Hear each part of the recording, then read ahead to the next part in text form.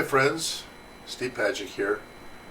Our ruling class is having a rough go of it over the last several weeks, with whistleblowers chipping away at the benefits of plausible deniability.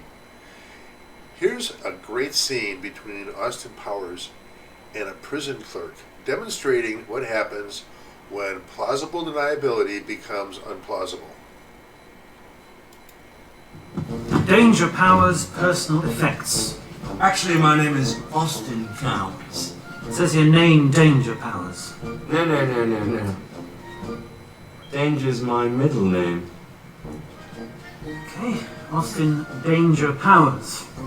One blue crushed velvet suit. Hey, alright. One frilly lace cravat. There it is. One silver medallion with male symbol. One pair of Italian boots. Buongiorno, boys. One vinyl record album, Burt Bacharach plays his hits. Yeah. One Swedish-made penis enlarger pump. That's not mine.